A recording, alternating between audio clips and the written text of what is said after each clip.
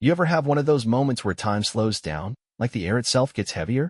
Yeah, that was me, standing in our kitchen on Mother's Day, holding a tray of cinnamon rolls I baked from scratch, her favorite, while my wife of 16 years stood across from me saying words that didn't even sound real. Stop talking nonsense. There's no divorce, it's Mother's Day. I'll only do it once, and then everything will go back to normal. That was her opener. No warning. No soft lead-in. Just boom, like ripping off a Band-Aid with a chainsaw. I need this night to prove to myself that I'm still desirable to other men. She said it like she was discussing buying a new purse. Calm. Casual. Like this whole stepping out thing was just a spa day that somehow got morally complicated. Now, don't get me wrong, I'm no saint. I leave dishes in the sink. I snore like a freight train. I've forgotten a few anniversaries, okay, too, but I always tried. I coached Little League, fixed the leaky faucet without calling a plumber, and rubbed her feet even when mine were killing me. But none of that seemed to matter anymore. 16 years of marriage, and here I was, holding breakfast and heartbreak in the same pair of oven mitts. I didn't yell. I didn't throw anything. I just stood there, staring at her, wondering who exactly I'd been sharing a bed with all these years. After she walked out, I stood in the kitchen like a man who just realized he's been living in someone else's house. The cinnamon rolls were still warm, icing sliding down the sides like they didn't just witness my entire marriage get knocked off its hinges. I'd made them because she mentioned once, offhand, years ago, that her mom used to make them every Mother's Day. Thought it'd be a nice surprise. You know, something sentimental. Turns out, she had her own surprise planned. I didn't eat. I didn't sit. I just stared out the window, watching the wind push around our porch swing, thinking how peaceful it all looked. On the outside, everything seemed fine. Inside? A slow-motion car wreck. She came back into the room, no apology, no second thoughts, just her phone in hand and car keys in the other. Dressed like she was headed somewhere expensive. You know the look, new heels, lipstick one shade too bold for errands. I'll be back tomorrow morning, she said, as if she was going on a business trip. Don't make this into something it's not. My mouth went dry. You're going through with this? She paused, maybe expecting me to yell or beg. I did neither. Just looked her in the eye. I have to know I'm still wanted, she said, almost like she was convincing herself. You don't see me anymore. You just live beside me. I didn't respond. Because I'd seen her. Every day. I just didn't realize I'd been fading from her view the whole time. I didn't go to bed that night. Couldn't. Tried the couch. Tried pacing. Tried folding laundry just to keep my hands busy. Nothing worked. The house was too quiet, like it was holding its breath along with me. Her toothbrush was still by the sink. Her slippers by the bed. Everything looked normal. Except it wasn't. Every hour or so, I checked the clock. Midnight. 1. 2. She wasn't answering texts, not that I sent many. Just one, are you safe? Left on read. I stared at the message for a long time. The little red receipt felt like a gut punch. She saw it. Chose silence. I sat by the kitchen window, lights off, just watching the street. One car passed every now and then, but not hers. Funny how I used to worry when our daughter missed curfew. Now I was sitting here, hoping the mother of my child wasn't out proving something she couldn't take back. I must have nodded off some time after 4. Woke up with a kink in my neck and the morning sun breaking through the blinds. Her car still wasn't in the driveway. I stood slowly, bones aching in a way that had nothing to do with age. I'd made it through the night, but something inside me didn't. Something broke while the world slept. And I had a feeling I wasn't the only one waking up different. She came home around 7:15 a.m. I was already dressed. I hadn't planned to be, didn't sleep, didn't shower. Just sat in the same clothes from yesterday, trying to figure out what the hell kind of man waits for his wife to come back from spending the night proving she's still desirable. I heard the car door shut. Her heels on the walkway. The lock turning like any normal morning. She walked in like she'd gone out for milk. No apology. No shame. Just set her purse on the counter and glanced over at me like we were picking up a conversation from yesterday. Morning. That was it. Morning. I didn't respond. I just watched her. Same perfume. Different energy. She looked satisfied.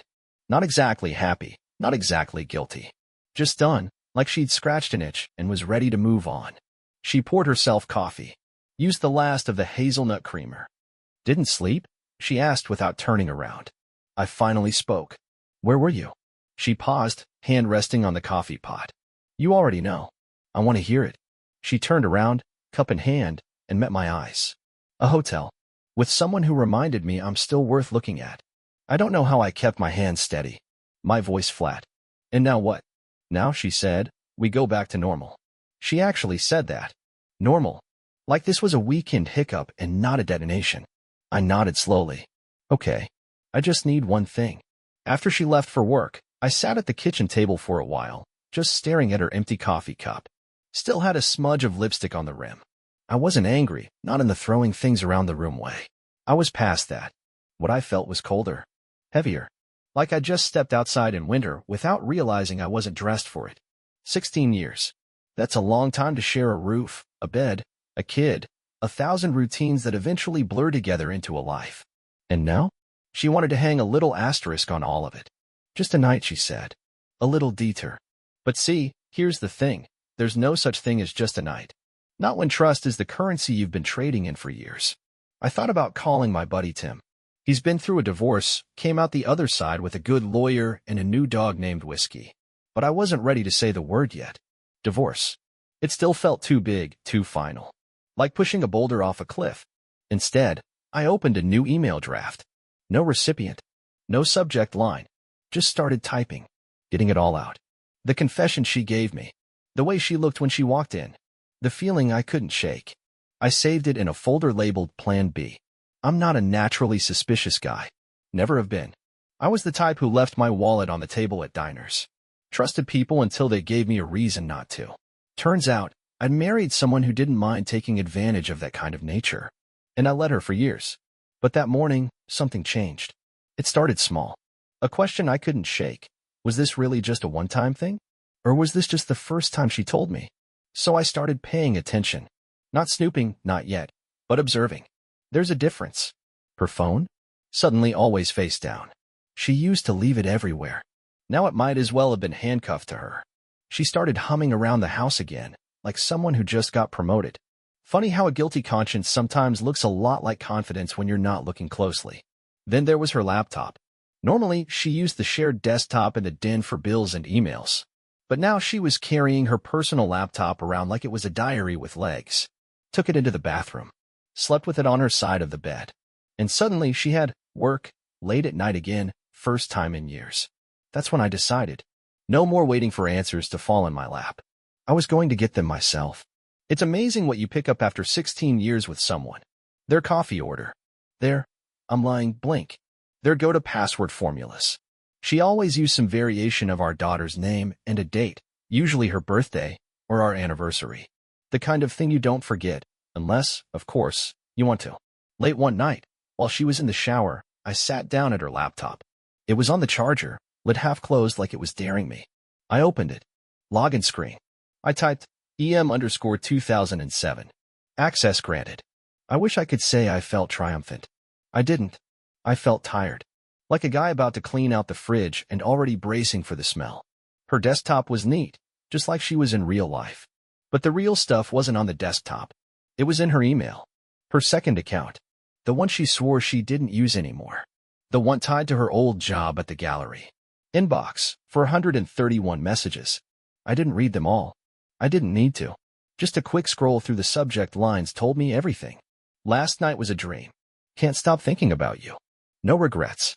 Just us. Same guy's name. Over and over. Turns out, just one night, had a full cast of supporting emails going back nearly 4 months. I closed the lid slowly. Sat back. So this wasn't about one night. It wasn't even about desire. It was a pattern. A choice.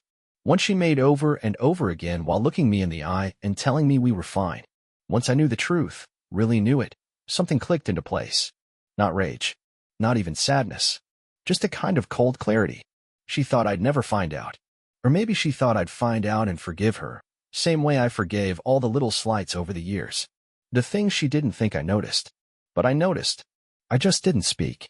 That changed now. First thing I did? Called my buddy Greg. He's a financial advisor, the kind of guy who lives in spreadsheets and subtle warnings. I didn't say much, just told him I wanted to understand a few hypotheticals about joint accounts, property rights, retirement funds. Greg's smart. He didn't ask why. Next, I opened a private bank account. Just a little at first. Shifted over my direct deposit from work. left the shared account enough to keep things running, but not enough to make her feel comfortable forever. Then I backed up everything from her laptop. Every email, every hotel reservation, every picture that made my stomach twist. I didn't plan to use it. Not yet. But I wanted to be ready, just in case she decided to rewrite history later. I wasn't rushing into anything. I wasn't filing papers. Not yet. But the difference was this. She thought the rules didn't apply to her.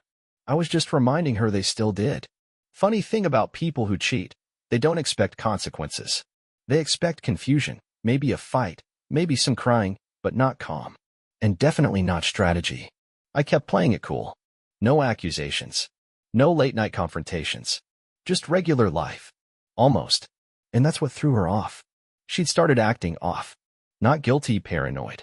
Like I was the one hiding something. She started checking the shared calendar more often, asking questions she never used to bother with. You working late again tonight? Who was that texting you? Is everything okay with us? I just smile. Everything's fine. Because I wanted her to feel exactly what I'd been feeling for months. That slow, gnawing suspicion that something was happening just out of view. One night, we were sitting on the couch watching TV. She was scrolling through her phone, barely paying attention, and suddenly said, "Have you been talking to anyone about us?" I turned to her, eyebrow raised. Should I be? She hesitated, just for a second, before giving that fake little laugh. No, I just mean, you've been acting different. People change, I said. Isn't that what you said? Her face twitched. She knew I was quoting her. The line she gave me the day after Mother's Day, when I asked why she needed that night. People change. I didn't plan a dramatic showdown. No yelling in the driveway, no late-night ultimatums. I'm not built for theatrics, but I am built for follow-through. So I started preparing quietly. I made a copy of the deed to the house. Not for legal reasons, just to remind myself I still own more than just square footage. I started scanning receipts, organizing bank statements, checking what was in my name and what wasn't. I also scheduled a consultation with a lawyer. Just a conversation, I told myself. No commitment. But I left with a folder full of advice and a checklist of next steps, which I slipped under the mattress on my side of the bed. Seemed appropriate. Meanwhile, she kept trying to smooth things over. She'd started cooking again, meals she used to make when we were younger, before life got crowded. She'd ask how my day was, laughed too hard at my jokes, even reached for my hand once while we were walking through the grocery store. I let her. But I didn't let myself forget what she'd said, or what she'd done. This wasn't about revenge. It was about honesty. If she wanted to pretend that night was some one-time deviation, a blip in an otherwise spotless record, I wasn't going to argue. I was just going to hold up a mirror. And then I was going to ask her to look at herself. Not as my wife.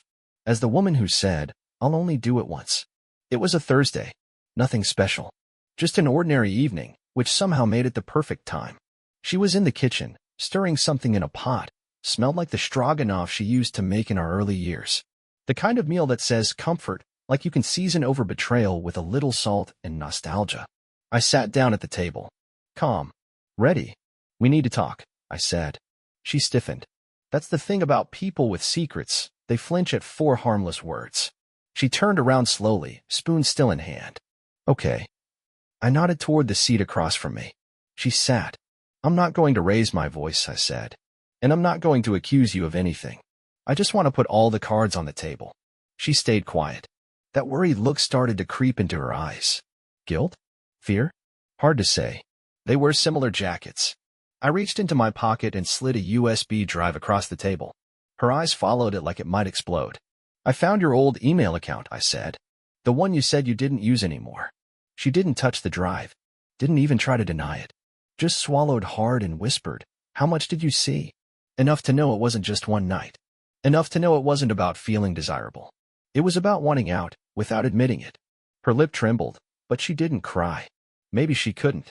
Maybe she'd already cried it out somewhere else. I don't hate you, I continued. But I also don't trust you.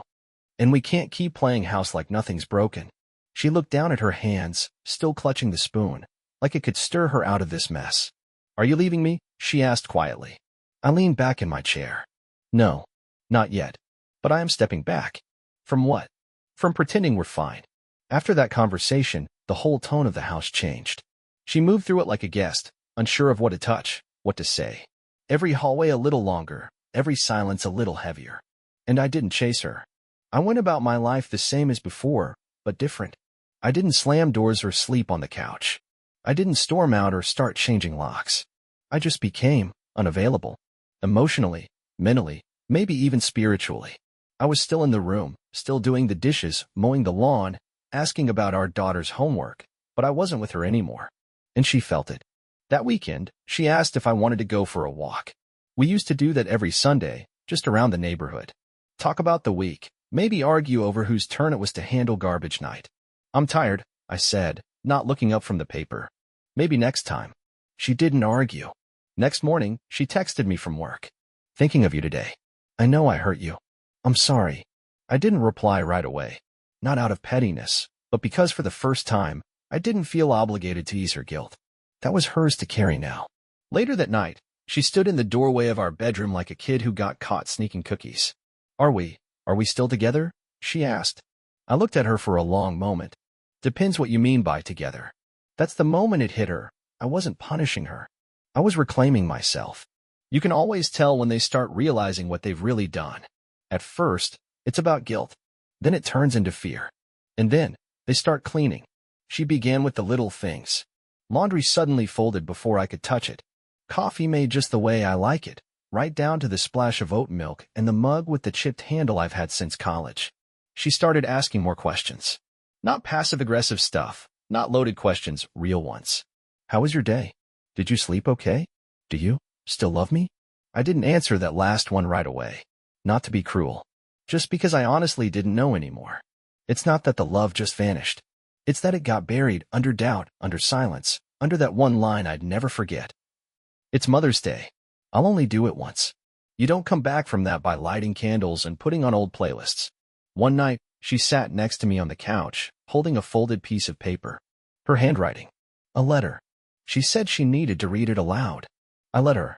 It had all the right ingredients, regret, acknowledgement, even specific details that let me know she wasn't just checking boxes. She cried halfway through it, voice cracking.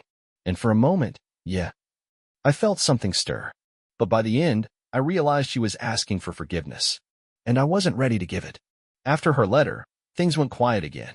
Not the Cold War kind of quiet, more like that moment after a storm when everything's still dripping, waiting to see what survived. She didn't push me for answers. I didn't offer any. I spent more time with myself. Took walks.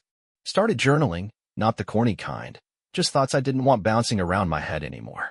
One afternoon, I went to the garage, dug out the box of old photos we hadn't touched in years. Our wedding. The early years. Vacations, birthdays, Tuesday nights that somehow felt like magic when we were younger. And then I found the Mother's Day card from 5 years ago. I'd written, "You'll always be the most beautiful chapter in my story." I sat with that line for a long time. Because the truth is she was. But sometimes the chapter ends before the book does. That night, I told her we needed to talk again. No yelling, no drama. Just us, sitting across from each other at the kitchen table where we'd raised a family, shared bills, and, apparently, kept a few secrets too. I'm not angry anymore, I told her. And I'm not leaving out of spite. But I can't stay out of fear either. Fear of starting over. Fear of losing history.